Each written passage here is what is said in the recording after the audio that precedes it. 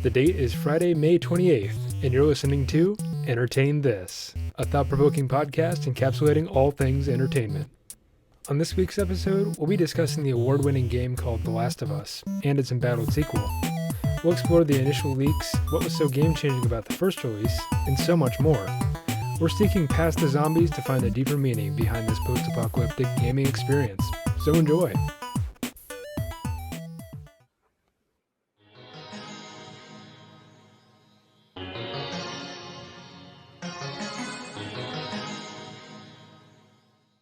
Fair and well met, traveler. You've once again ventured into our neck of the woods. Sorry for the inconvenience.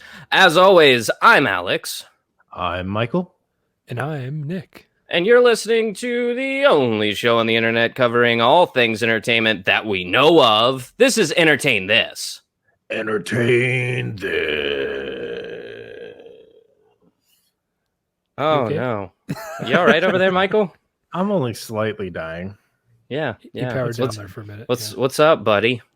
Just, second day after getting the second dose of the vaccine. Ah, shit, Doing dog. my due diligence, integrating with society at a proper fundamental level. Hey, good job. Whatever they say. You guys have made it through another week in this crazy, curvy world, and we're here to reward you with a great episode. It is, of course, the last episode of the month. And as always, we've completed not only another however long it takes to get around in space in a week, but another rotation of our own, which is we've all gone and done our episodes for the month. And what a month we had. We did the May the 4th special. We talked about sarcasm. We talked about a bunch of other stuff. We talked about anime, which is like your favorite thing, Michael. Yeah. But of course, we have what we like to say in the industry is we're all spent. So we call forth onto our community for our last episode of the month, and we find a guest host to come on and take the burden off of our shoulders, if you will. And this week we're doing the same, of course. But I'd like to say that at this point, the guest that we're bringing on is just the fourth member of our podcast, the fourth host. I think by 4 episodes you've received tenure. So let's welcome once again for the 4th time on our show, a fan favorite. It is Mr. Nick Wolf. Welcome. Woo! Yeah. Oh, I'm back. Thank you. He's back, bitches. Thank you for the warm What's up? welcome. How's it feel I to have appreciate all of the. What's up? How does it feel about tenure? You said. You got those patches on your sweatshirt? You're tenured. Congratulations. You're now. Yeah, I got those patches. Yeah. Some people have those jackets, like the suede, jackets, and they have those patches. I think that's what you're alluding to. It's tenure patches. That's what they are. Is that really what they are, or is that what No, you're saying I made they that are? up. Okay. I was like, it's an ongoing I bit don't know. in our show that if you wear a tweed jacket and you have the patches, that you must have earned them. Yes. How often does that come up? I gotta know. At least twice now. Yeah. Once or twice. Often so with guests that come. Yes. It's a callback. It's a callback. Don't worry about it. Anyway, what are we talking about today? It's canon. It's canon. What are we talking about today? Oh, sorry. I didn't know you were just going to throw it over to me so quickly. He's been big on the cold opens lately. I don't know if I'm okay with it. Well, I guess if you're just going to throw it over to me, I reached out to you, Alex. And said, "Hey, I love it." I was like, dude, I need to talk about this game. And this series. And so I was like, get me on the podcast. I don't care when it is. And we're going to do it. So I don't know how many of you guys are aware of this game and or have played it, but to not beat around the bush, I want to talk today about The Last of Us. Hell yeah. More specifically, The Last of Us Part 2. Interesting. Yeah. Okay. All right. So And the reason why before. Go ahead. Yes. No. I want to hear what you have to say, Alex. Okay, sure. I was going to say the reason why we're talking about it now is there's a special reason I'm sure you're going to get into. But what I want to talk about is you haven't actually played it yet because you're not a PlayStation guy. You're not a PlayStation guy naturally, that is. Gonna add him like Yeah. that? Yes. Yeah. Naturally, yes. That I did kind of want to. That's kind of where I wanted to start. But I also before Before I get into that, can I just poll the room real quick? How many of you guys have either played both the games or are at least aware of the content of the games? I guess we'll go around the horn here. Oh, To whomever wants to start. Well, I played the first game, and I knew about the sequel. There was a lot of flack around it for no apparent reason. I have not played the sequel yet, but I'm a big fan of like the first game because I thought it was excellent. Like that's one of the few games I'd rate probably 9 out of 10. It's pretty close to perfect in my opinion. So, please feel free to spoil me in any way. I'm okay with that because I want to know what happens. It's good to know because we might go somewhere later in this podcast. Okay. So I'm going to go ahead and premise by saying you can go ahead and spoil me all you want. But the closest I've got to playing it was at your behest, Nick. You told me, hey, go play this game. And I still plan on doing it. But at the time I was wrapped up in other projects. So I have yet to play it yet. I am a pretty big fan of Critical Role, which is a D&D podcast. And a lot of the voice actors off of Critical Role have pretty prominent parts in the Last of Us games. So I'm aware of it to about that extent. Wow. Heard of that. Yeah. One of the cast members on Critical Role, Ashley Johnson, plays Ellie. Oh. Yeah. Ashley John. Oh, I'm looking at it now. Yeah, Ashley Johnson, Laura Bailey. Yep. Yep. Always a big deal in these games. Yeah, and so for me, like I have played about 6 hours of the first game, and then I think I just got distracted by other games that I bought at the same time and never went back and finished it. But I have since seen like the story of both that and the second game, so I know what happens. So you're not going to spoil me. Okay. So it's fair to say this is a topic that the three of us would not be able to cover on our own. So we're glad that we brought you on to do so. Yes. I could reach in the back of the fridge. Memories. I don't know. This is a varied panel of people that we have here, from varying degrees of having played it to being aware and like wanting to play it. So this will be very interesting. I appreciate that there's an openness to discuss this on this forum very openly. When I was thinking about how I kind of wanted to structure today's episode as far as the discussion is concerned, one of the things that I do want to get into is talking about fan expectations as well as the leaks that happened with this game.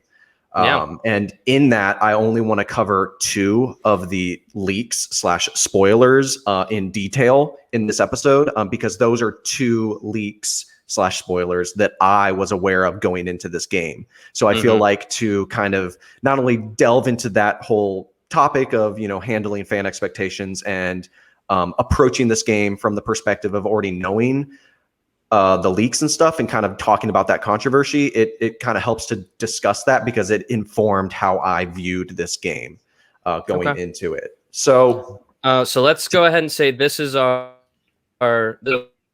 warning for those of you who want to play Last of Us completely spoiler free. We have like 60 something other episodes you can go check out in the meantime, and then come back to this one once you played the game if you don't want to be spoiled, because there are going to be spoilers in this episode.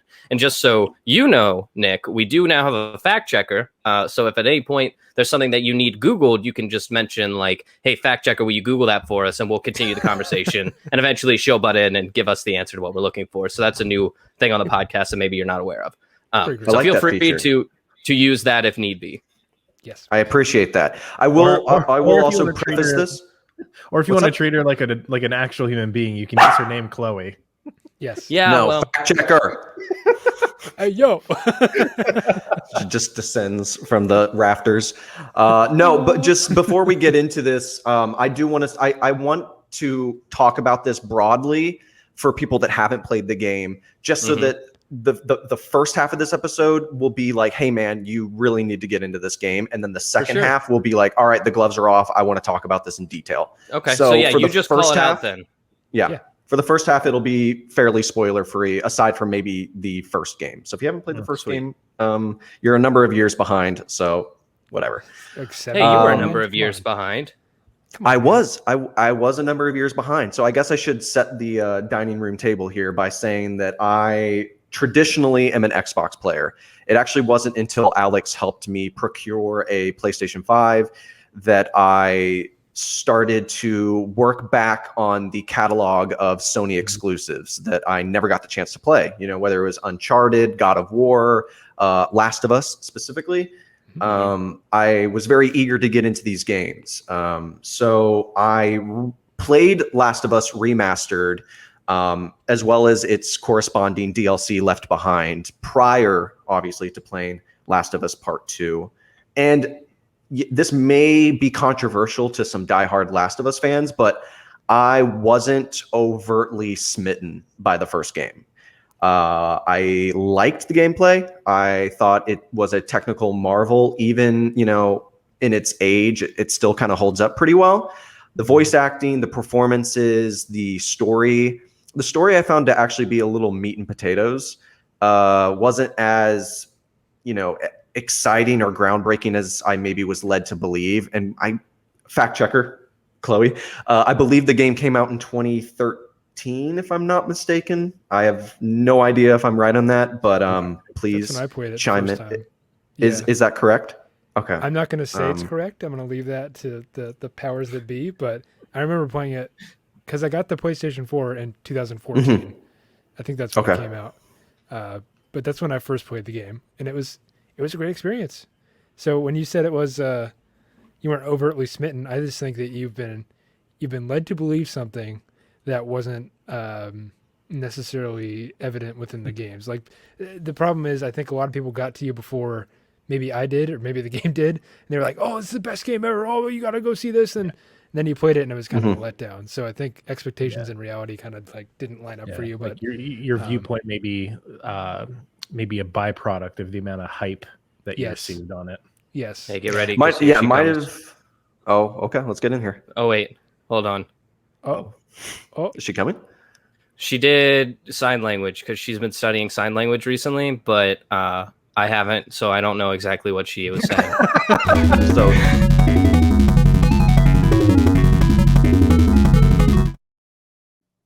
There it is. Hi. Oh, hey, what's up? What's up, baby? There's an intro. Yeah, dude. There's a whole thing. Okay. Oh, you're Mike. Okay. Yeah, I'm good. Right. First of all, it wasn't sign language. It was just numbers. Whoops. Come on, Alex. Really? It was just numbers. I was just confirming, yes, the game came out in 2013. You did it. Nice.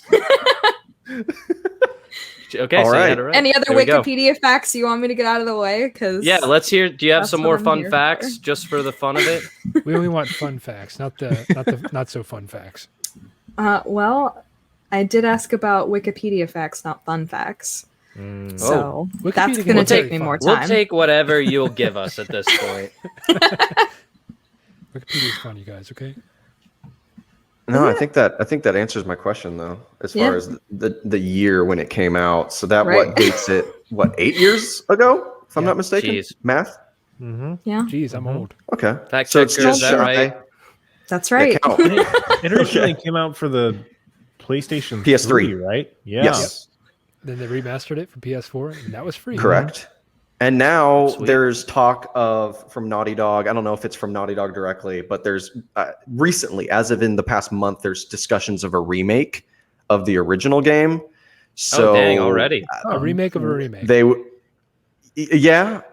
Sure, a remake of a remaster of an original game.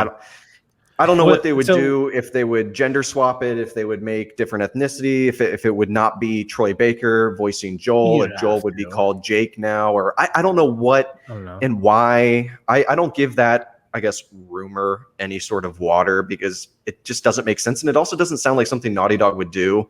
Why would they change out the voice actor or the name of the character?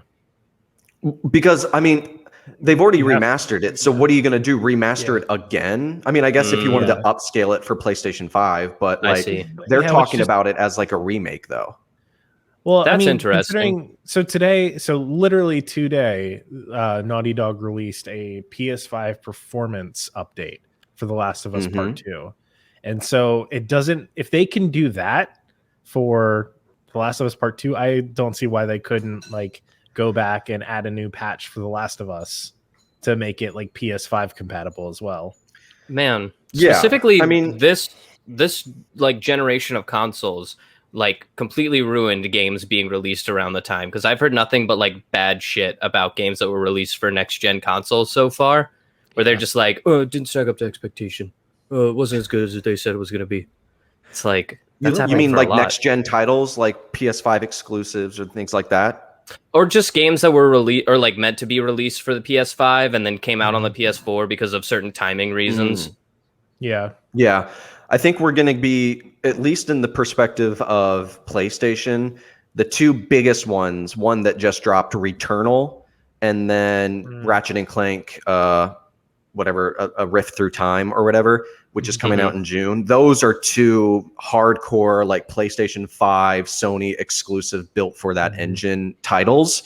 And so far, it seems Returnal has been hitting the mark as far as like really leveraging the capabilities of that console. And it seems that Ratchet and Clank will be also hitting that benchmark as well. So I think it's kind of a slow ramp up because we're still in this like adjustment phase of like carrying over. I mean, they're already talking about Grand Theft Auto 5 port for PlayStation 5 and Series X. So it's what like, the hell? They'll make money. They'll keep making money though. Part of it is also the fact that we're at like a very awkward, artificial like scarcity, like side of like there just aren't enough people with PlayStation 5s to be making games only for PlayStation 5. Yeah, we went on a little we went on a little side quest to get Nick a PlayStation 5 just so that he could play games like The Last of Us. It took like months. It was a month-long journey to get him a PS5. Jeez, that's crazy. And you know what? I'm super glad that happened because I mean, I'm juggling a ton of games. Like I currently on my list of games that I'm playing, I think I'm in progress of 5 different games right now with 7 on deck that I have downloaded and or purchased that I'm like waiting to get into. So PlayStation added a lot to that plate for me because there's so many titles that I have yet to catch up on. And so like I said, with The Last of Us, you're right. I think some of the hype, and then I think also just my years of playing other games, when I jumped into this one, I was kind of like, all right, you know, I've kind of been around the block from 2013 till now. I think I've seen a lot of different things. So I wasn't necessarily as wowed by it. And I didn't have the same affinity that a lot of the fans do that held onto these characters. I definitely really related to the characters, and I enjoyed the journey between Joel and Ellie as they're traversing across America. If you don't know, basically Last of Us, you know, this pandemic thing happens, you know, this virus gets out, turning people into these mutated monsters called clickers. And, you know, flash forward, Joel runs into Ellie, young girl, and he has to take her to this group of survivors. They're like this faction. They're called the Fireflies, and they're trying to basically restore civilization. And what we find out with Ellie, what makes her special as this package that needs to be delivered across country, is that she is actually immune to the disease. She was bitten by a clicker, which you explore that first interaction in the Left Behind DLC, that kind of further like explores when she got bit and what kind of led into that moment.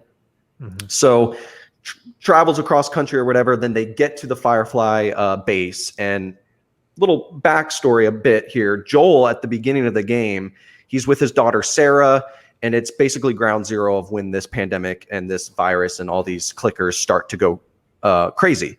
And during all the hubbub of trying to evacuate the city and and seek a safe haven, an unfortunate tragedy befalls Joel and his daughter Sarah, and Sarah is murdered by I guess the military, basically. And then it propels us years.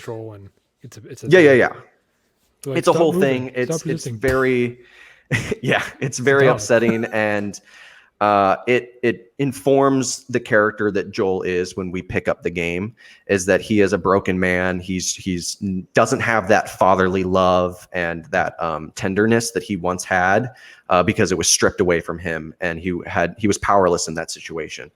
And slowly over the course of the game, you see him start to soften up to Ellie because he didn't want to get attached to Ellie because Ellie to him is basically his daughter again, for all intents and purposes.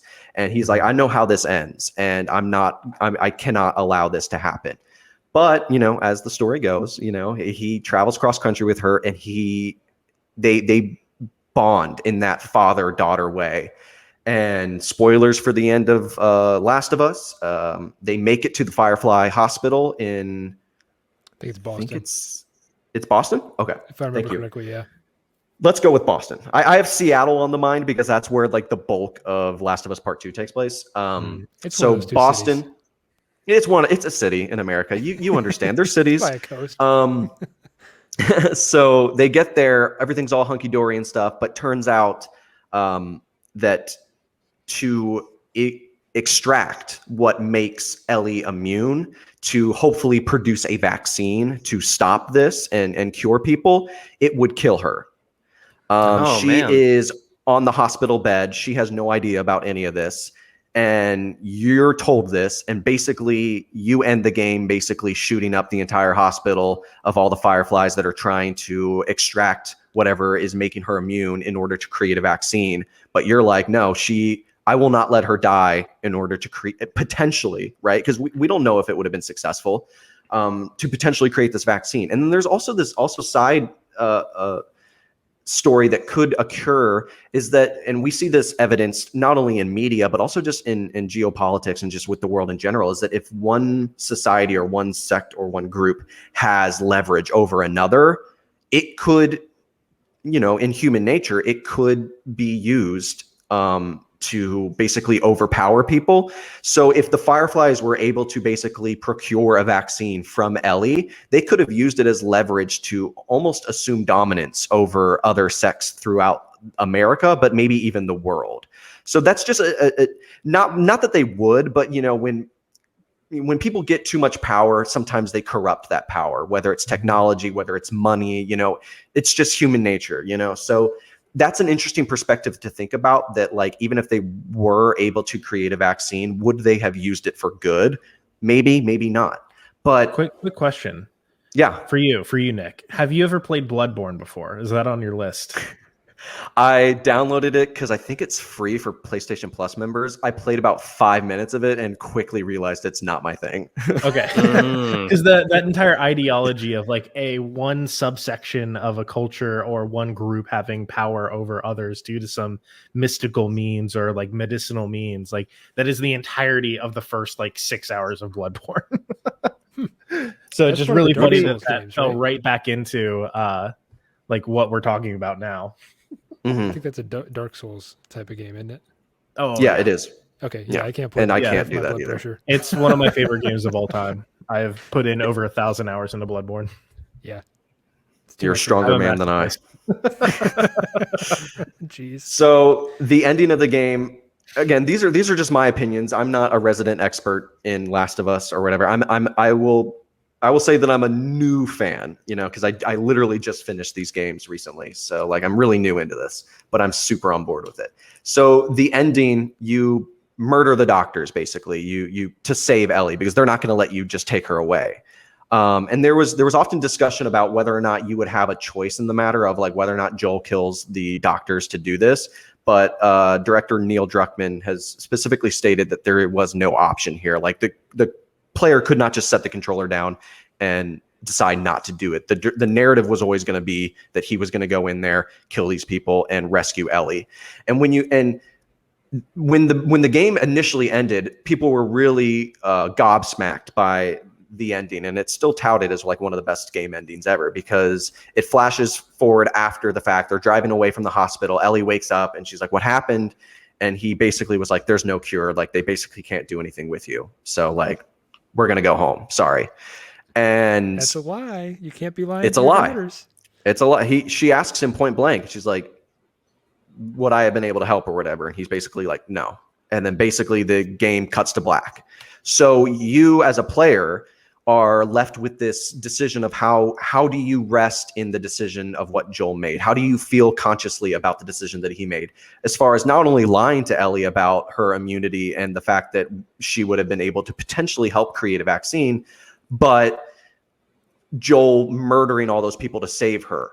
And I would think personally, like when it was going down and I knew where this was headed, I was all for it. I was like, we have to do this. I got to get her out of here. I need to save her. And I also put it from the perspective of, if I was Joel, mirroring what happened at the beginning of the game with his daughter, Sarah. Here you are in the Firefly Hospital, and effectively your daughter, Ellie, is there. And unlike the initial situation that propelled the beginning of the game, Joel has a recourse that he could do. He could intervene in this manner, whereas in the first one he was powerless in many respects, and it caught him off guard.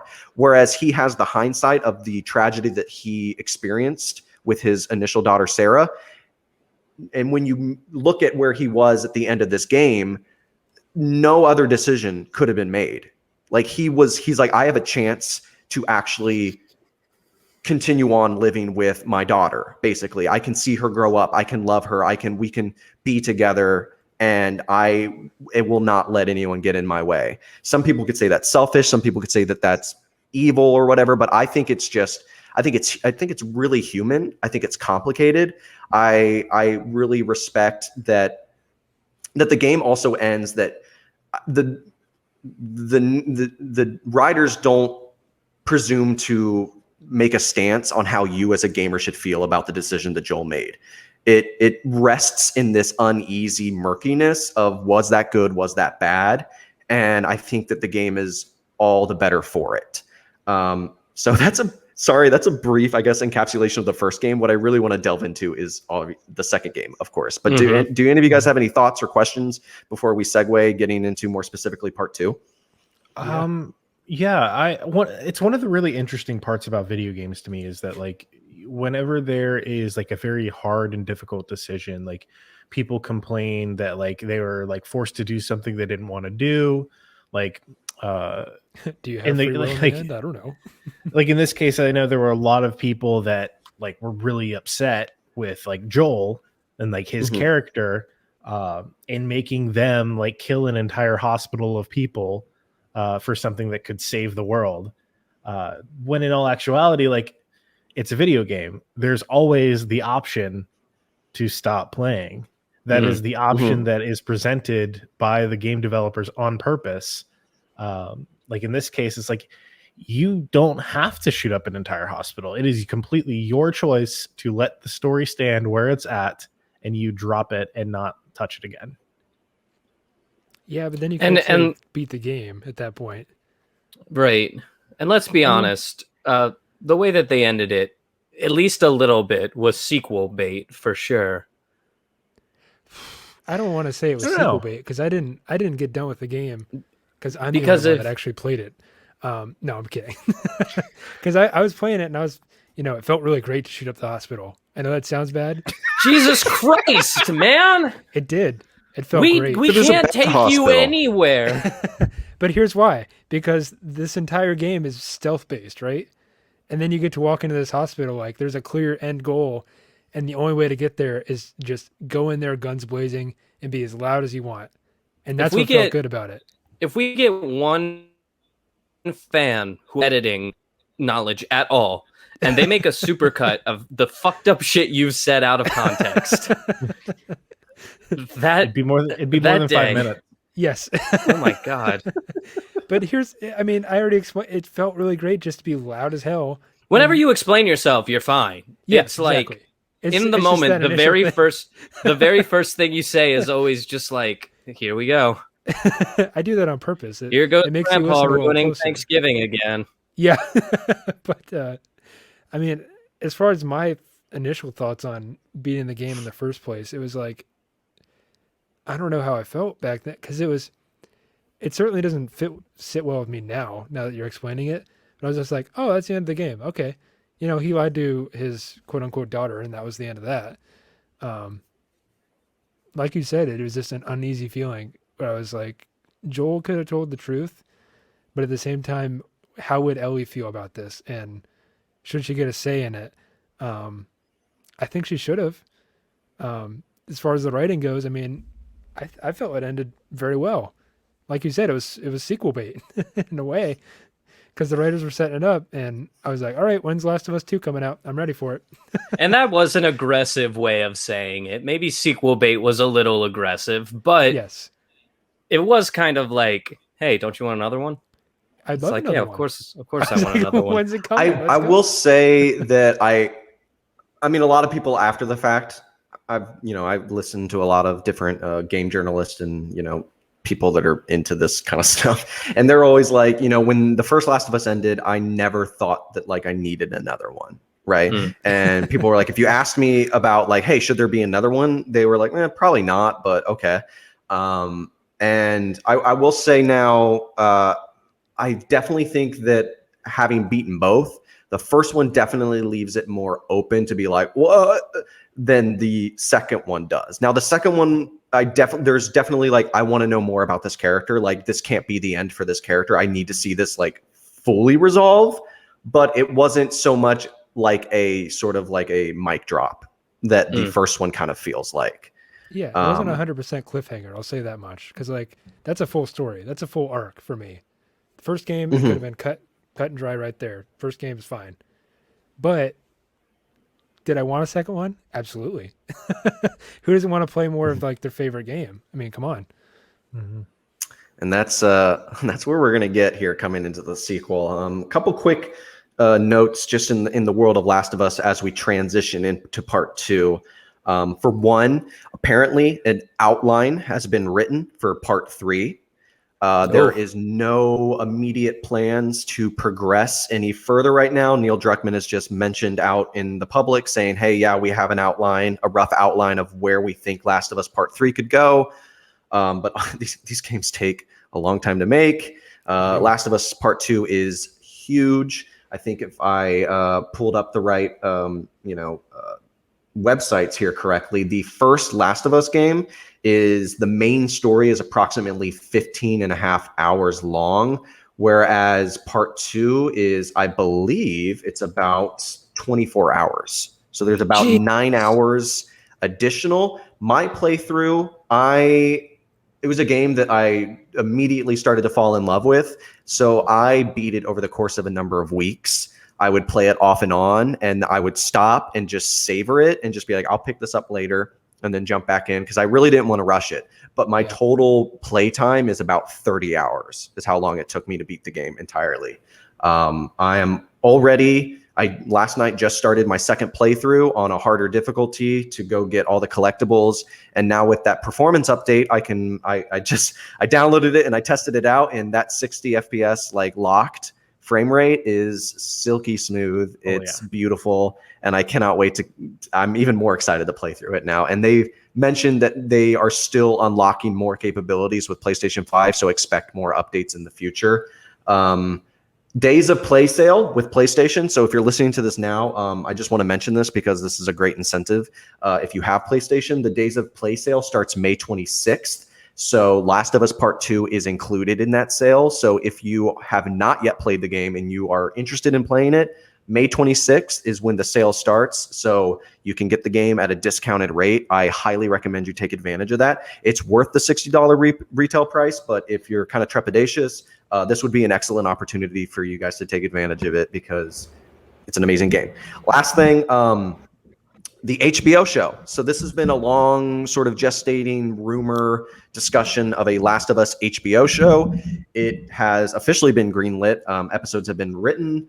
They have casted Pedro Pascal as Joel and Bella Ramsey, who plays Lady Mormont in Game of Thrones, as Ellie. Now, I don't think she looks anything like Ellie, and I don't think Pedro Pascal looks anything like Joel. Nope. That is neither here nor there. It's whatever. It is, I believe they start production this July. IMDb has it slated for 6 episodes, but that's IMDb, so who knows? And the writers and, Neil Druckmann have mentioned that the HBO series will deviate from the game in many ways. I think that and a lot of people were like, good, you should leave out part 2. It's like, no, they're strictly talking about part 1 of the game. I really just think that that's them saying, hey, we're going to take time through the freedom of television to explore things in a more detailed manner and really get down to who these characters are, who the Fireflies are, these different factions, and this world with the clickers and things like that. So that's where I think that they're going to divulge a lot of different stories and detail in. But that is super exciting. Did you guys know anything about that at all? No, not at all. It's news to me. Yeah, no idea. That's awesome. Pedro Pascal, he plays in The Mandalorian, right? He is the titular Mandalorian. Hey, have they showed his face yet? They're still hiding that, right? Yeah. No, he showed at the end of season 1. Yeah. Oh. And in I got season a lot 2. catching up to do. Little spoilers there, sorry. But yeah, I'm seeing some little Grogu. There's some crossovers between the Mandalorian and The Last of Us, because think about it. Joel is trying to get a package to Boston, and the Mandalorian is trying to get a baby Yoda to Ellie's the baby Jedi Temple. Yoda. Yeah. Well, that's They were canon. like, we got to get this guy. I think we did it. I think we solved it. I think we figured out Miss The Last Crusoe. of Us. We unlocked what it is at its core. How freaked Mandalorian. out would you be if your like TV popped on and there was just like a hidden trophy that you got that was just like figured it out? I'd be like, how is my place? Like, my technology is listening to me. Always I'm on. not a fan of that. Big Brother's watching. Got that microchip. Oh yeah. So this brings us to the game, Last of Us Part 2. ladies Wow, and he's got it in gentlemen. his hands. How about that? I got it in my bloody hands. He needed it for his social media post that he did today. Oh, don't call it out. Let it be. Nice. We Hey, if you want to enjoyed follow it. him, he's at. No, don't do it. Don't follow me. Yeah, dude. Like I said, this is I would say it's at least maybe double the length of the first game. And I've heard some people say that that kind of is a detractor. Some people love it. I love it. I really do. I personally, having played it, I don't think that there's a moment wasted in the game. I think it uses all its real estate very, very well. Not going to get into the spoilers yet. I'm kind of going to tee up my feelings about the game real quick, and then we'll get into that as well as fan expectations and all that, because it's a huge hot button topic, and it unfortunately caused this big dark gray cloud over the release of this game, because the leaks came out like April 2020. And the game was slated for release of June. So we're actually almost on the 1-year anniversary coming up here soon. Mm-hmm. And it was a dark cloud that permeated the release. And a lot of people were online bitching and moaning about it, canceling pre-orders, like saying that Naughty Dog is the worst thing in the world and all this other stuff. And we'll get to that. Crash Bandicoot. What the hell? People love Crash. But I love the Jack and Daxter. I did. What about Dak and Dexter? What's up? What about Jake and Dexter? Jake and Dexter. Hey, for those of you just tuning in, welcome to the podcast. This is pretty much it. Yeah, we're exclusively talking about Jack and Daxter. That's the entire podcast. Don't tempt me. I will. But this game is... Look, I'm super late to this stuff, and I haven't played a ton of other PlayStation games, so maybe other games would probably match more to this, and I'm sure this is not the conventional thing to say as a fan. The critics adored this game, like pretty much for the most part. On Metacritic and other, gaming networks, a lot of critics have given this nothing but glowing, sterling reviews. It's generally when you get to the fans, much like Last Jedi, that things start to get dicey. But this game, to me, is 100% a masterpiece. I have not played a game that has been not only this beautiful, like this is a stunning, stunning game. And for a PlayStation 4, like, damn, like it was pushing it hard. Like this thing is outstanding. But the gunplay is impeccable. It's so fluid. It feels so good in your hands when you're shooting. The sound design, the score is incredible. Every time you shoot a gun, you feel it like in your soul, like in your stomach. Like it scares you sometimes. I'm like playing it with my headphones on, lights are down, you're crouching, you're tense, someone sees you and you shoot that gun and it rings in your ear and you feel the impact and you're like, oh shit, I gotta move. It's super tense. The stealth is ratcheted up to 11. It takes everything that you love about the first game and just amps it up. As far as, the AI is super improved. The clickers, there's different versions of the clickers, so it creates a different level of intensity because you're facing things that you've never faced before.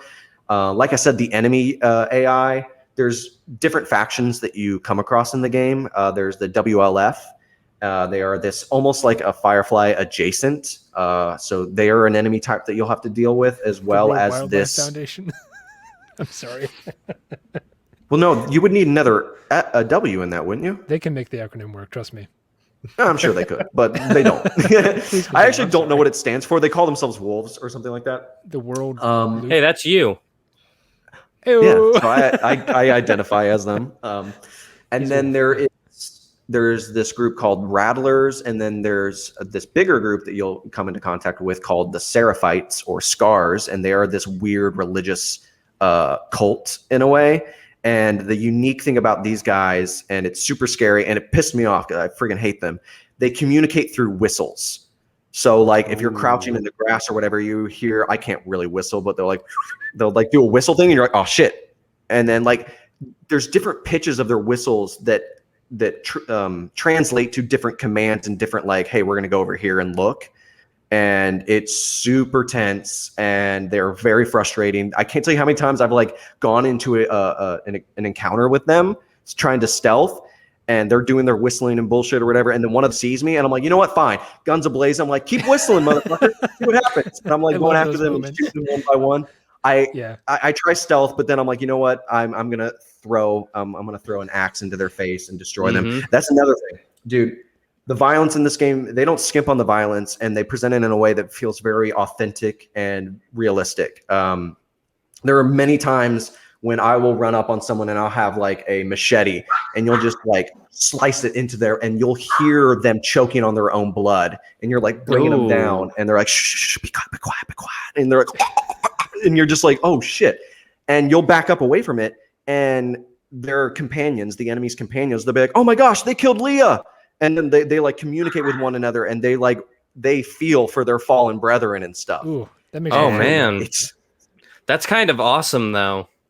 Yeah, how dare you make me feel things about killing? This is supposed to be an FPS game. Exactly. Yeah, and sometimes you feel, sometimes you don't. You mainly feel personally. Well, actually, also what they bring new to the table in this game is dogs. So they'll have attack dogs too, which they can smell where you are. I hate this. I hate. I'm telling you right now, the shotgun is the most powerful gun I've ever used in that game, because I'll run up on someone, turn a corner, pop them, their head explodes. Like literally, you can see their head just shoot in a million pieces, and blood will shoot up out of their neck, and they'll fall over limp.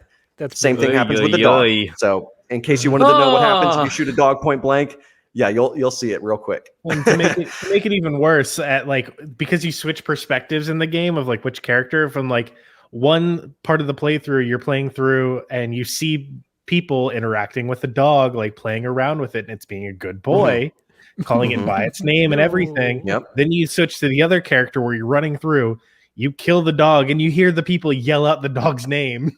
In pain, and it's like, oh no. Is there like a choice to not kill the dog, or like? I mean, there's a choice in the sense that you can stealth your way through it. So if you can stealth your way through it, you don't have to kill all but one dog in the game. There's one dog that will die no matter what. That's one of the most tense moments in the game. Is like the transition from being a stealthy boy to being a Rambo type. Because sometimes you do have to do that. Like when let me explain what clickers are real quick, because I don't think you guys are quite in on that. But basically, fully picturing this. Yeah, you can see them if you play the game. But basically, they used to be humans. I think this is like stage 2 of the fungal infection that is viral at this point. And the fungus grows all around their face, so it's just growing out of body parts. It's really disgusting. And they can no longer vocalize. They vocalize through clicks. So you see these things, they're kind of, doing their zombie thing and walking around. And all you hear is like this. I can't do it. They click basically. Yeah. And when they see you, that's it. It's game over because they'll fuck you up. But it's those moments in the game that just kind of stick out to me because it's a stealth game, but at the same time it can go from 0 to Rambo real quick in the blink of an eye. So you gotta have to be tense. One of the scariest things too is the fungus that that they use that like infect the clickers, based off a real thing that infects ants. Cordyceps fungus. Yeah, I've heard of that. That was some very fun information that I learned. You seen those ants? It's real, isn't it? Like they got like a little fungus stalk sticking out, and they're like, a little chills down my spine. A little side story. I have a pastime that I have not shared on the podcast, but there's a corner of eBay Market. It's just like they title it everything else. So like there's the automotives, the entertainment and like electronics section, but then there's a segment of it that's just like everything else. And they have like 3 sub-columns. Yeah, this is the Beyond. And I mean, it's exactly like that. There are 3 smaller sections under it where it's like mildly weird, like very strange, and then like terrible, awful things.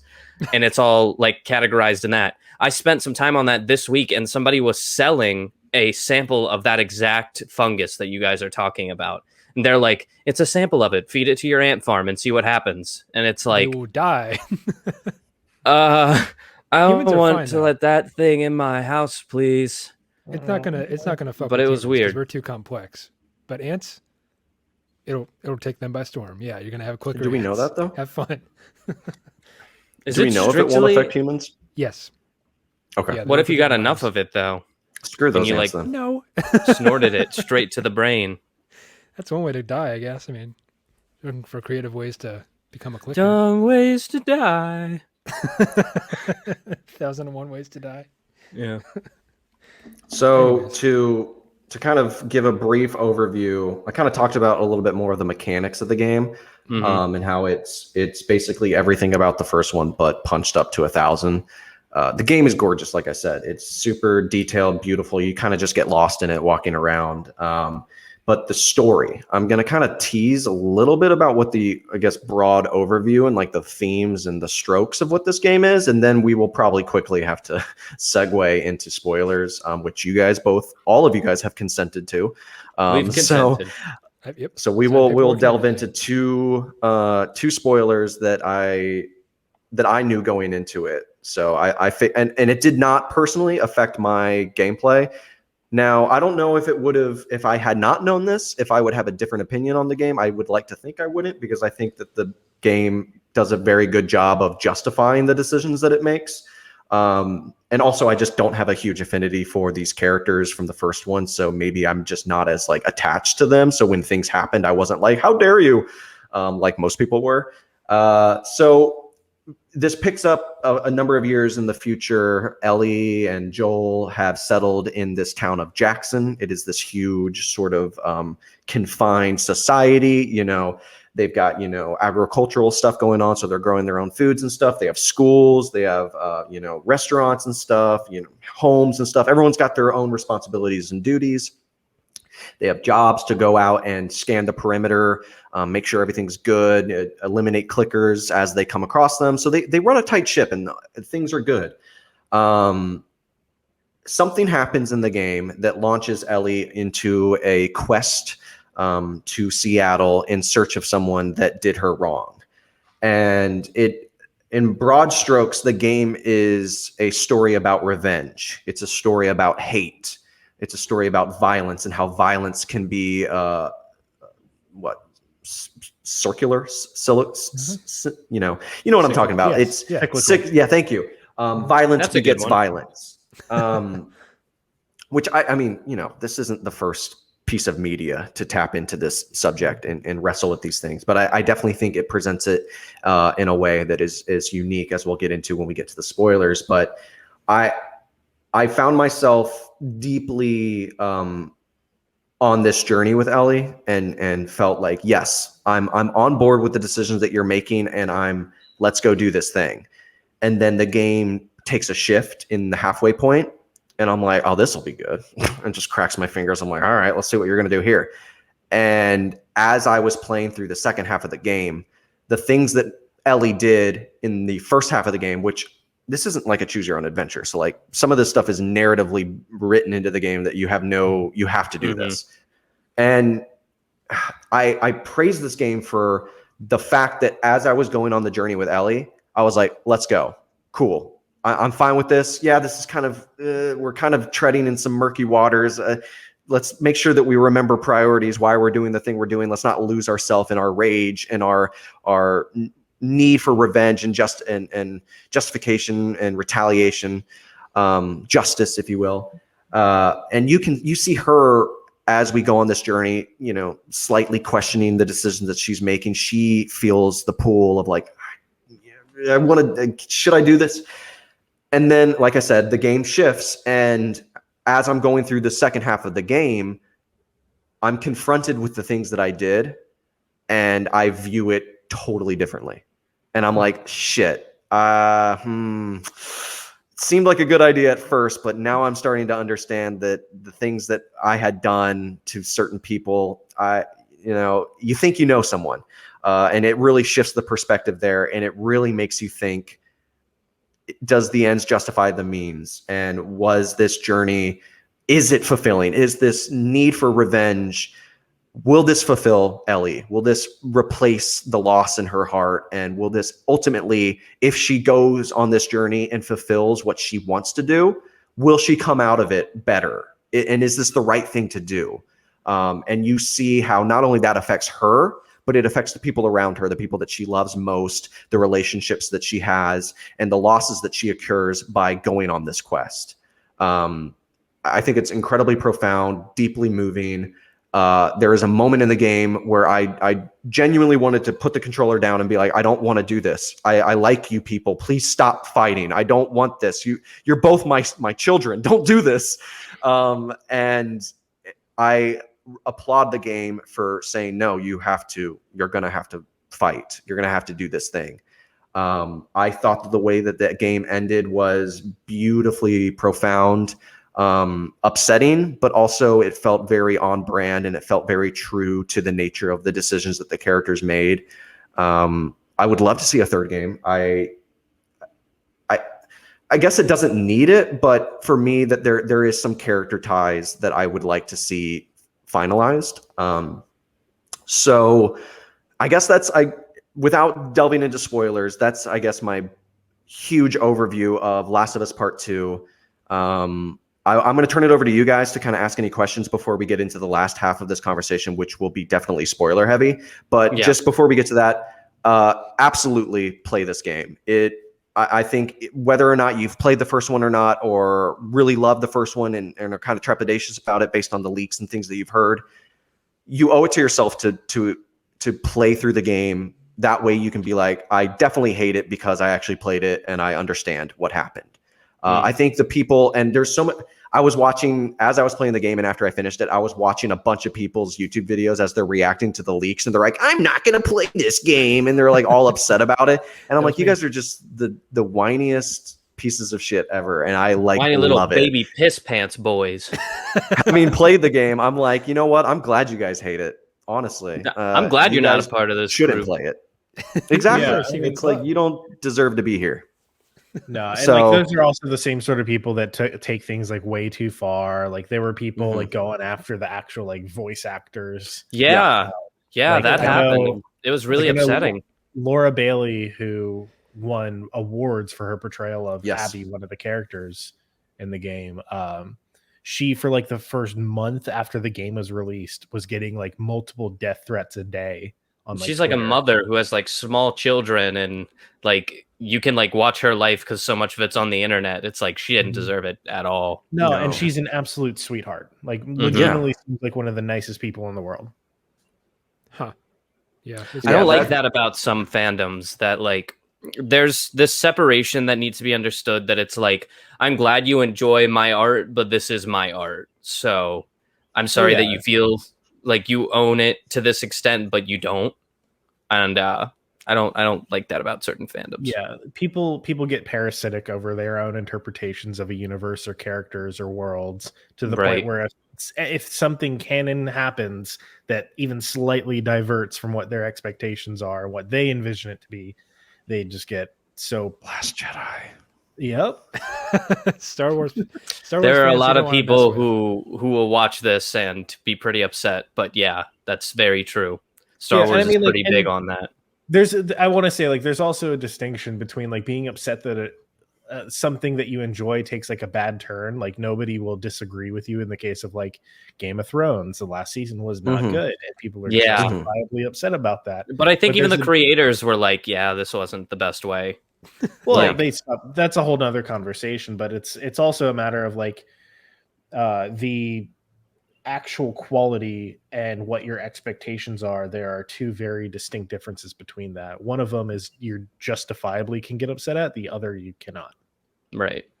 Yeah. And I to the thing about Game of Thrones, and I'll also lump in Rise of Skywalker. Both of those things, to me personally, this is just my opinion, both Rise of Skywalker and the last season of Game of Thrones faltered and didn't meet fan expectations, or was just in general kind of a shit ending and shit end product, because I believe that they were influenced and messed with by outside forces. They were, whether it's, the Rise of Skywalker, like trying to juggle what they set up with Force Awakens, and then also how Rian Johnson shook things up in Last Jedi, which I love. I love what he did, and I think that they should have just carried that baton and just went forward. Rise of Skywalker is this morphed, weird, aborted thing that is like trying to do two different things, and it fails at all of them. And, the end of Game of Thrones was trying to condense basically like an entire like 13 episode season into like 6 episodes, and it just was not happening. Well, they condensed basically like 2-3 seasons into like 6 episodes. Sure, like, maybe I was being generous by saying 13, but and a lot of it comes down to like what Alex said. It was the writers and producers, like them being the outside force that was maligning it. Like it was for them. It was like they were straight up just trying to leave and get out of it. Yes. Yeah, that's something too, where people like who are working on it will be like, this could have been better. This is complete shit. This isn't what we wanted. And these are the several reasons why. Like, I kind of feel like Doom might have that too, just a little bit, because like the director has openly been like, this isn't the way I wanted it. This isn't how I planned it. Like, don't bother seeing it, like, for this, that, and the other reason. And sometimes the piece of art struggles because of it. Sometimes it doesn't, but sometimes it does. I appreciate that. And that's why I look at, candid honesty and just being open with your audience and your fans is the best way to go about it. And that's why I'm not saying that everyone has to like Last of Us, just like I'm not saying everyone needs to like The Last Jedi. But the thing that makes Last of Us Part 2 and Last Jedi different from Rise of Skywalker and the end of Game of Thrones is that, to me, Last of Us Part 2 and Last Jedi are through and through the artist's full vision of the product. Front to back, Last Jedi, whether you like it, hate it, love it, whatever, that's Rian Johnson's movie through and through, for better or for worse, warts and all. And the same is with Last of Us Part 2. Like, Neil Druckmann and team, Haley Gross, they all put their heart and soul into this, and they wouldn't change a dime of it. Even with all the controversy that they got from it, they're like, no, we stick to it. This is the story we wanted to tell. These are the characters that we created, that we love, and this is the direction we wanted to put them in. And they have more love for these characters than any of us fans could ever imagine, because they are the people that brought them to life. So, not saying you have to like it. You're totally entitled to your opinion on it, but you can't really criticize the decisions, because it is 100% the artist's vision and the artist's interpretation of the material. And that's why I think it's like it stands the test. It will stand the test of time, and I think that time will be kind to this game. I think a lot of people will come around to it, and it is a singular vision in a lot of ways. So again, if you haven't played it yet, this is where we're about to transition, getting more into the whole fan sort of toxic nature of it and getting into the leaks. So will be the point where you need to step off. I 100% think you should go play this game. Even if you stick around and listen to it, I still think that it's worth getting into. And everyone on this panel who we're talking to, as we're about to talk into this, wherever we end this podcast, I still would love for you guys to play this game, and I hope you guys do. It's a splendid game. So I'm all for it, except for the dog killing part. I'm gonna skip that. Yeah, you can crawl around. You can avoid some of it. Let's dive in. Let's dive into some of the controversies here. I'm only going to bring up 2, like I said, because these are 2 that I knew about going into the game. Now this is where it really gets into kind of like the toxic thing, because I saw a lot of people kind of, whether they were being blatantly homophobic or they were just being fanboy and just like being like, I didn't want this. Why is Last of Us being woke and stuff? So Ellie's a lesbian. That's kind of tapped into in the Left Behind DLC for the first game. They kind of play in that arena, and they kind of also, I think, tease it a bit in the first game a little bit that she might be a lesbian. So it's nothing new, basically. Not really. It's just like they're like, oh, she's gonna have a romantic partnership in this game, and people were like, I don't want anything to do with that. And it's like, okay, great, don't play the then game. I guess don't play the game. I don't whatever. There's that. I was actually listening to a YouTube video from back in April, when April 2020, when the leaks happened, and they were talking about the character of Abby, and they were like, apparently she's like trans. First off, no, she's not. But also, like, even if she was, like, shut the fuck up. Like play the game. And if you don't like her because she's a shit character, then cool. But if you're just like, I don't like her because she's trans, it's like, okay, well, I don't like Joel because he seems to be straight. Like, what are we doing here? Like, come on. Get out of here. 2 + 2 = 4. Come on. Let's get beyond that. Like, whatever. So aside from those controversies, 2 of the big things came up. So the leaks came about, and again, we're delving in. Spoilers. Here we go. Joel dies in the game. Oh, I already knew that. So first off, people were like, I'm pissed. My favorite character, Joel. Why does he have to die? But it gets a little bit more, it gets a little crazier than that. So Joel dies at the hands of Abby, played by Laura Bailey. People were like, I'm not a fan of that. Who is this no-name girl killing Joel and stuff? This buff husky. She's ripped in the game, dude. She's shredded. Oh, yeah. And that kind of speaks to her character, though, that like she was kind of like prepping herself. Like, she was kind of like training and conditioning herself for this moment to happen, to this interaction to be with Joel. And since we're kind of going into the spoilers, obviously, her dad was basically the doctor at the Firefly Hospital in the first game that you kill. So she hates Joel because not only did Joel prevent potentially a vaccine from being procured from Ellie, but Joel murders her dad. Yeah. And the whole game, like you said, so far has been about like facing your consequences from a different point of view, and like understanding that some of the decisions that you made, though they made sense at the time, were fucked. And like now it's like coming to a head. Just seems like good narrative to me. I think that might be one of the things that people didn't like about it, because a lot of what I was reading on the internet was that, Last of Us 2 took a dark turn. Did it really? Is it more dark, or is it just like, is this just what you did in the first game coming to roost in the second game? Like, your actions have consequences. You just expect to shoot a whole bunch of people in the face and then walk away from it like, sorry, this ain't Call of Duty. You're not going to walk away with a medal because you did it. Good job. It kind of rubs your nose in it. It kind of makes it, and it really makes you live. It makes you really kind of live and marinate in the decisions that you made. And I mean, this game is undoubtedly more graphic than the first one, like 100%. But I don't think to a degree that feels, I guess, like torture porn or anything like that. It definitely it feels it just feels natural. It just feels like, hey, yeah, you know, the decisions that you made, it impacted these people, and these people are pissed, justifiably. And here's what they're going to do about it. They're going to beat Joel to death with a golf club. And it's a very bloody, very upsetting sequence. Ellie's there. She sees it. She's begging, pleading, and just Abby goes at it and lets him have it. And she lets Ellie and Tommy, who is Joel's brother, live. And so that's and this happens early on in the game too. Another thing that people thought was like, okay, Joel dies, he dies heroically saving Ellie at the end or whatever. This happens within like the first hour of the game, like legit, like out of 24, mind you. Yeah, out of 24, depending on how you're playing it. Like, yeah, it is the thing that, and Joel pops up here and there with like flashbacks and stuff, so you get to kind of live with him further on in the game, and it kind of recontextualizes their relationship and stuff like that. But and another thing that is broached in the game as well is what comes to light is the conversation between Ellie and Joel about like, hey man, I actually did lie to you at the Firefly Hospital. I killed these people, and there's this beautifully poignant moment in the game where Ellie is super upset and she storms out and she's like, I don't think I'm ever going to be able to forgive you. Like, we're going to ride back to Jackson, and I want nothing to do with you.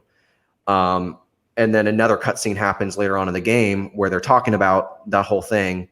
And he's like, if God gave me the chance to do this, to like do things over again, he's like, I would do the same thing over again. 100% basically. He's like, I have not changed my mind on it. I made the right decision by saving you. And she's like, upset about it, but she's like, I think I can start to like learn to forgive you and stuff. And so they have this kind of come to Jesus moment and this like, forgiveness. But his death is what propels Ellie across Seattle, going to Seattle to find Abby. And she's joined by her kind of girlfriend. They're kind of off and on, Dina, and another collection and cast of characters. But you spend half the game playing as Ellie, and you're slowly working your way to finding Abby. You're meeting other people that are part of the WLF, which is what Abby is a part of. You're torturing these people and interrogating them and trying to inch your way closer to getting to Abby. And all the while, you're doing further and further dark things. And you as a player, and even as Ellie, you're sort of questioning, man, should I really be doing this? But all the while, you're still like remembering what Abby did to Joel. And I don't know if it's at this point yet that you understand why Abby killed Joel. You can maybe kind of think in your head why it happened, but I don't think until you switch to the second half of the game that the pieces start to fill themselves out. So I think at that point you're still just running on adrenaline, like, oh man, they killed my boy, So you're running after it. You're making crazy decisions and stuff like that, which are all tailored to the game. And then the game gets to a point where you are confronted with Abby. She's there. She's got people at gunpoint, and she points the gun at Ellie, and she's like, I let you and this other person live that day. And sure enough, you're barking up the wrong tree. You're coming after me, and you murdered a bunch of people that I care about. And watch what's about to happen. And then the game cuts to black and then reopens, and it's day one, Seattle. You're playing as Abby. The rest of the game, basically, you're playing as the antagonist, as Abby. And it's recontextualizing the 3 days that you spent as Ellie, making your way through Seattle, trying to find Abby. You see it from the other side, playing as Abby. Damn. And at first, you're probably like, I don't want to do this. Like, I don't want to start from scratch, and I don't like this person. But the more that you play, the more that you interact with these people, and you start to understand who Abby is and what happened to her. Like I said earlier, without kind of divulging into the spoilers, but you start to view the decisions and the things that happened and the people that Ellie killed in the beginning of the game. And you're like, oh shit, I'm interacting with these people, and I'm going on missions with these people, and I'm understanding who these people are as just individuals and their relationship to other people, and how we have a relationship together. And then as the events of playing as Abby start to slowly get closer to the events with Ellie, you walk into a certain set piece at an aquarium, and you're like, oh, I know exactly what Abby's about to find. I know what's about to happen. And I felt bad. I was like, damn it, why did I do this to these people? Like, I feel bad. And this game does an amazing thing where it makes you feel so much venom, hate, and anger towards one character, and slowly over the course of the second half of the game, you start to soften up. You start to understand, like, yeah, honestly, if the roles were reversed, if Abby was Ellie and Ellie's dad, Joel, was the doctor, and Abby's dad killed the doctor, like literally, if the roles were reversed, you could totally see the same thing happening. From their perspective. And it gets to that whole circular nature of violence begetting violence. And will this justify you? Will you fulfilling your desire of revenge? Will this fill that hole in your heart, or will it leave you more empty and start to, separate you from the people that you love? Because the game ends on a very somber note. And I definitely don't think that the game justifies revenge for where it leaves certain characters and how this craving for retribution can sever ties from the people that you truly love and care about. So I think one of the things with the leaks, with people finding out that you play the second half of the game as Abby, I think that threw a lot of people off because, and it sucks for the developers of the game because it's like you're finding this out without having played the game. Mm-hmm. So understandably, people are probably overreacting and freaking out. Like, well, this random girl that I don't know about is killing Joel, and then I have to spend the second half of the game playing as her. Like, I don't want anything to do with that. Do we know how the leaks happened? I think it was a Naughty Dog employee just went rogue and just went like, here's screenshots and stuff and go crazy. What the fuck? That sucks. As someone that works with games, I work with a certain game company. Recently, actually, I remember checking my work Slack and people were like, and they posted screenshots and they're like, why is this leaked? And it was a screenshot. And I can just see all the messages on my Slack, and everyone's like, like doing damage control. Like, did someone is this in the build? Like, oh. And I remember like feeling panicked too. I was like, did I do it? Did some of the people I work with, like some of the vendors and stuff that I work with, like, did we accidentally do something? Everything was fine. Like, we didn't really do anything wrong. But that was just that's just a screenshot. I can't imagine logging in and looking and being like, literally, basically, like the entire game was leaked, and you're just like, oh. Jesus, shit, dude! It feels all of purposeful, this hard work, though. Like that doesn't feel like it could have been an accident. Accidental. Oh no! This was definitely like 100%. Unless premeditated. Somebody was like, I want to impress my friends, so I'm gonna send them a little bit and be like, hey, don't tell this to anybody. I'm under a non-disclosure agreement, and they sent it everywhere. Person should never be working in games. No, if you go against a non-disclosure agreement, you should pretty much be black boxed from everything secret. Yeah, I mean, at least if you're going to spoil something as someone that works in games, like sit with a friend and talk to them. Like, don't like send photos and like game code and videos like that. That's a no-go, dude. Like, don't do that. Exactly. Yeah, but you would never do that, right, Nick? Of course not. I've never done that. Never done that with anyone. I really haven't. Don't hold me to the fire. No. He hasn't. But yeah, those are the two big controversies I wanted to bring up. The fact that Joel dies at the beginning of the game, and he dies at the hands of Abby, who is someone that we as players have never heard of before, and we play the second half of the game as her. I think that by the end of it, eventually Ellie and Abby come to an altercation. It happens twice.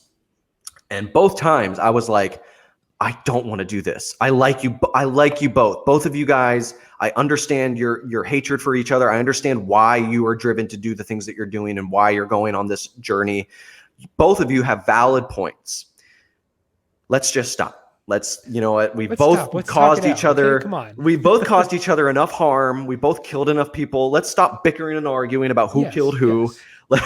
Let's just sit down. It's like, in an alternate universe, these two characters would be really great friends. I truly believe that. And it's super upsetting to watch these characters who, as you play the game, you grow a fondness for. You just don't want to see them fight. And it's super upsetting. And Abby and Ellie's story kind of mirror each other, because Abby is kind of coming out of this rage and stuff. I mean, she does get her vindication by killing Joel. So she kind of, and she's kind of haunted by that still, and she's kind of troubled by it, but she finds redemption through a couple characters that you meet that are scars or seraphites. And you start to see the humanity coming out of Abby, and she starts to care, and she learns to grow outside of this revenge and stuff. And she even tells Ellie, she's like, I want nothing to do with you, dude. Like, let's just stop. But Ellie continues to go down this downward spiral of like, no, I have to do this. I have to do this. And it's super upsetting, but it's also brilliant storytelling and wonderful characterization. And I love it. What do you guys think? Sorry, I was talking a lot. Yeah, no, you're good. Yeah, Human did want revenge, and at the end of the day, an eye for an eye kind of leaves the whole world blind, as Gandhi once said. Yeah, I like to see an apocalyptic story that doesn't rely heavily on the apocalypse part and relies more on like the human nature of it, because this plot could take place like in today's society. Granted, like the killing people is of course illegal, and you'd have to deal with the legal aspects of it, but like the zombies don't have to be around for this story to happen, because it's strictly about like the human nature of the situation, which I really like. I mean, I just think it's a good game about the human element of all of it. Yeah, cynical people would be like, "Oh, it's just another zombie game, isn't it?" It's like, no. Well, no. And also, if people don't like being led down a certain path, like, do you know how well the Telltale games sold? And like, those were so rigid when it came to choices. Like, you got them, but not really. Yeah. Yeah, and I've seen some people, put comparisons to like, The Walking Dead, like as a show about like, oh, the real villains are the humans, and all that stuff. It's like, yeah, but I think that Last of Us does in 24 hours, roughly, what Walking Dead like has been trying to do for like 10 plus seasons. And yeah, they're on 10 seasons. And they're more than 10, I think. And where have I been? The thing that's different though is that like it's like, yeah, well, Walking Dead did it first. It's like, yeah, but Walking Dead just keeps doing it every time. It's the same problem every time. Yes. I think to like kind of roll back on what I had just said, The Walking Dead, like that's not one of those things where you could take them out of the zombie apocalypse and still see the story play out almost the exact same. But like The Last of Us, it is like that, because The Walking Dead, if you took them out of the zombie apocalypse, none of it would happen. That's a good point. Yeah. But if somebody were to murder your father, like you would hunt them down for revenge. Like that's a huge, I mean, even in like The Princess Bride, that's huge. So you killed my father, prepare to die. Right. Yeah. And some people were questioning whether or not like, would Ellie really devote this amount of time and energy into doing this? And I'm like, yeah, 4 years is a long time, like to have a relationship with someone. It is. Yeah, and having gone cross country with them, and as the game starts to recontextualize like the narrative and things start to come full circle and stuff, you realize that this death, Joel's death, like comes off the heels of like her basically trying to mend her relationship with Joel after figuring out that he lied to her. And there was that rupture in their relationship, and she was like, I don't want anything to do with you. And then she's like, well, I guess I can come around and stuff. And like, they're trying to mend that. And right as she's beginning to repair that relationship with him, she's taken away from him, and she sees him murdered brutally in front of her. Yeah. And she suffers PTSD in the game, and obviously, understandably. So to think that like, oh, well, I just don't understand why she would, it's like, I don't understand that critique. I think that it's made abundantly clear why she would do the things that she does. It does get to a point though, where it's like, hey, Ellie, you kind of have things good right now. Could we table this whole thing? Like you've given it a good go and everything's fine. You really don't need to reopen this wound again. And she does. And you're like, damn it, you have it so good right now. Why are you doing this? And again, it goes to the whole, like, she has PTSD of this moment in Joel's face. And I think that she's still seeking, like, if I can just kill Abby, if I can just get her out of the equation, if I can just fulfill this, everything will fall in together and I will be at peace and I can move on. When we all know the answer to that is that won't she'll just end up staying broken. Like it won't fix that. And the game loves to wrestle with that conversation as well as with Abby. But like I said, Abby's more on the coming out of trying to shed this, and Ellie is digging herself deeper into it. So let's go ahead and wrap up. That way we can get to the quick this. But do you have any like final words before we switch it over to promos? Final words. Well, if you're listening to this and you still haven't played the game, still play the game. Shame on you. Because shame on you. This is all information I knew. I knew Joel died. I knew he died by Abby, and I knew that I played Abby for the second half of the game. And I still love this game.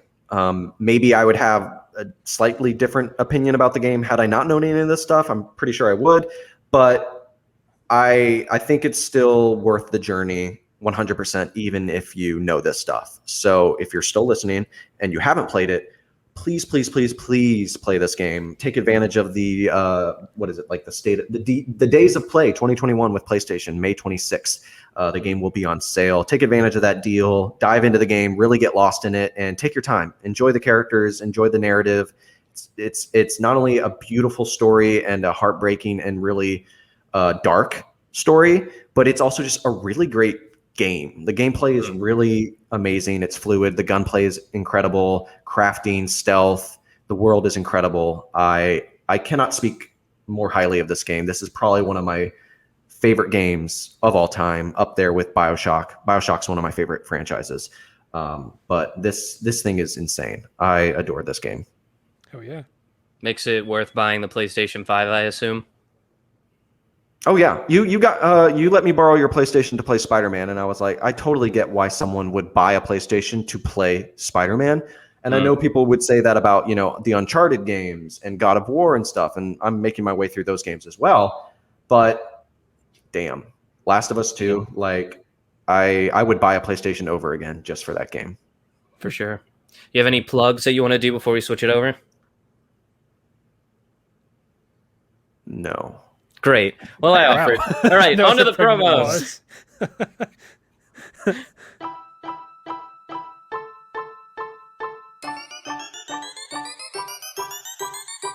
Justin Wallace, Mitch Glasgow, and Deanna Cosby, 3 daily commuters are joining forces to create the comedy podcast known as Carpool Shenanigans. Each week we'll take a topic, tell a story, and hopefully make your drive to work just a little less shitty. Now the episode's about to begin, so we ask that you sit back, relax, and of course, let's get weird.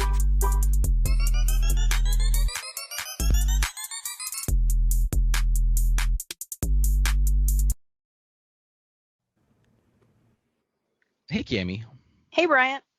What do Robin Hood, Vlad the Impaler, and Mothman have in common? IDK, what? Well, they're all topics on our podcast Mythstory, where each week we discuss a new myth and the history behind it. That's Myth Story with an IE. See you then. Oh.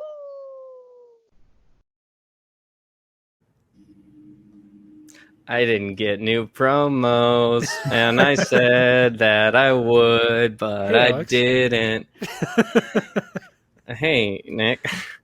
I won't do this bit again. I'm sorry. IDK, what? Oh, sorry. Oh, okay. I was still doing the bit.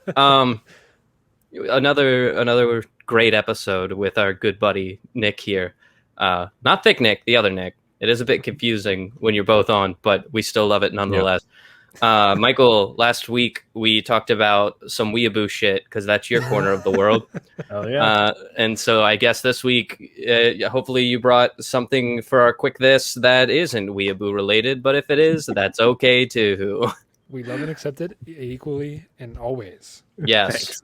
I appreciate the unconditional love despite. I will never yuck anyone's yum, even if it's weeaboo as hell. Yuck a yum.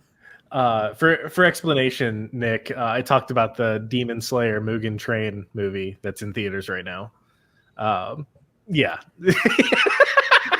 He moved closer to his microphone to like gesture like, okay. Yeah. Anyways, so whenever we have a timer set up and ready to go, we should just have them ready But this quick trip down my post-COVID vaccine rattled mind. So we'll see how this goes. Hey, ready, set, go. Hey, I didn't All right, start cool. So this week we're going to talk about something that isn't exactly like entertainment, but it directly correlates to entertainment. We're going to talk about what lossless audio formatting is. And the reason why I wanted to talk about this is because recently Apple announced that the Apple Store is going to support lossless audio for the first time. And along with that, they are going to also support spatial audio. Two really important things that can not drastically, I don't know, drastic may be like might be a bit of hyperbole, but it can make a big deal on your listening experience if you have the right equipment and setup for it. So first, let's talk a little bit about lossless audio. So typically when we're talking about like audio formatting, and this is like something that we're all a little bit more comfortable talking about, considering, you know, we're on a podcast. Yes, but basically, like, everyone knows what MP3 is, what an MP3. Like, you got MP3, which is audio, MP4, which is like video and audio. But an MP3 is essentially a way that your audio files are formatted so that they can save as much space as possible, but staying at a high quality. That's called a lossy format, because essentially what has to happen is your audio track is essentially like run through a computer algorithm. The computer algorithm knows what sounds that it thinks the human ear can't actually hear, completely removes them and eliminates the data from even being in the file in the first place. And the thing is, though, is like computers are never 100% accurate with this stuff.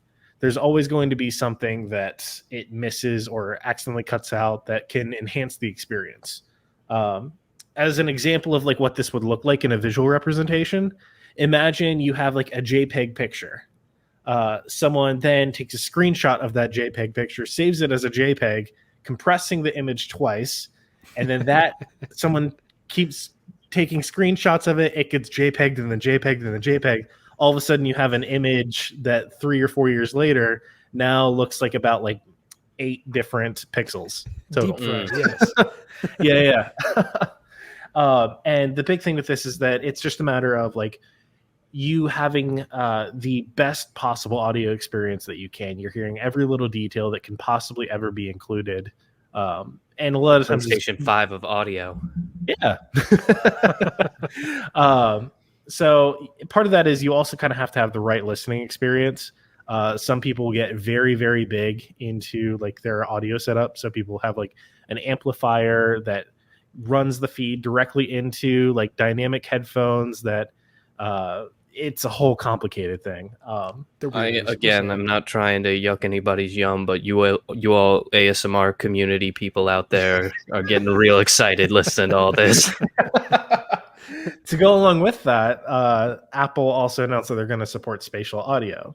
So this stuff's cool, though. I like this stuff. This is cool. Neat. Yes, this is really cool. So spatial audio, like normally when we mix audio, you have like the left mix and the right mix. It's essentially which ear it's going to be played into. Most of the time, the mix is put directly in the center, so you get just as much audio in the left and the right ear. But every once in a while, like one of the first times I ever experienced this was like I used to listen to songs and music with like one headphone off, and it'll get to a part where I'm fully expecting like something, and it's like, wait a minute, there's nothing. What's going on? And I put on, oh, okay, now it's in my left ear. All right. So spatial audio essentially takes that and ramps it up 360 degrees. The whole idea being that instead of you only having 2 channels, you can record audio in a 360 degree atmosphere. So you can have music that is being feeded into you from like the top right corner of a room, or from directly above you, directly below you, or any degree in between. Weird. And the big thing with that is it's essentially surround sound for music. It puts surround sound in your head. Yeah, essentially. And the big deal with that is that it gives, anytime that you are able to give an artist the ability to new tools, essentially, different ways to curate the way that their artwork is coming to you. It opens up a realm of possibilities and creativity that can be implemented. Mm-hmm. So we're going to probably at some point, especially with this being picked up by such a large medium with the Apple Store, the Apple Music Store. Oh, you hit 5 minutes. Cool. I'm almost done. Go ahead.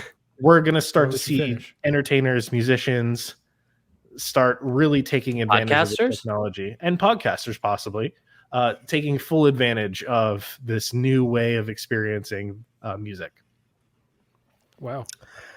I'll just say you guys have some loose rules on the whole 5-minute thing. Yeah, well, we got 5 minutes and 16 seconds there, but I know that like last week I went on for like closer to like 8 minutes, so I really don't pay attention to it. But when we first started the podcast, we used to yank you off at 5 minutes and you had to shut up no matter where you were, but that felt a little rude. It'd be funny if you could like cut the mic. They're talking about audio and they're done. It's like, oh, we lost them. See that? I'd be interested in implementing that into our podcast, maybe for like an episode or two. I don't know how weird it would be if like we were able to do like a round table discussion where you actually felt like you were sitting at the table. I think that's an interesting concept. You feel like you're in the middle of the table. God, I guess you're right. That's weird. Is this still the same episode, by the way? Audio. You could be. Yeah, this is still the same episode. So who knows? This is the same thing. Yeah. Okay. Can I plug something? Yeah, sure. Go ahead. 360. Plug away, and you can plug it again next week on your quick this too. Okay. I just want to plug. It's a movie. It's on Netflix right now. I want to plug the Furby scene in the Mitchells versus the Machines. That is cinema, and that's all I'll say. Great. We love it. We love it. Maybe we can. Yeah, we're gonna keep that in. All right. Maybe we'll get more of a detailed explanation of that in your quick this next week. We'll have to wait and see. Great. Okay. So, as always, I want to thank everybody for listening. Remember that if there's a topic that you want to hear us cover right here on the show on Entertain This, there are multiple ways you can reach out to us. I will say the best way that you can do so is go to our website. That's www.entertainthis.net. If you scroll all the way down to the bottom of the homepage, there's a little fill-outable questionnaire that you can suggest something for us to go over. If you want to come on and be a guest like Nick was, you can message us there and tell us what maybe you want to come on the show and talk about. We're always looking for interesting people to talk to. There's some other ways, though, in case .net isn't cool enough for you. You can find us on Twitter. We are entertain_this. Our Instagram is username entertain this podcast. We have a Facebook page. If you look up Entertain This with the 3 dots, you'll find our logo, and you'll know you're at the right place.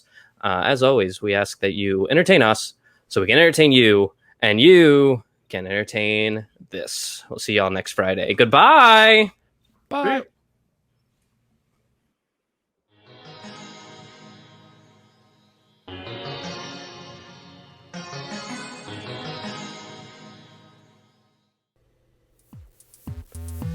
This episode of Entertain This was written by Nick Wolf, with additional commentary from Nick Mustakangas, Michael Savoya, and Alex Steele. Our showrunner and resident fact-checker is Chloe Price. Our theme music is Rushable by Aaron Spencer, with additional interstitial music by DJ W. Tune in every Friday for new episodes, and thanks for listening.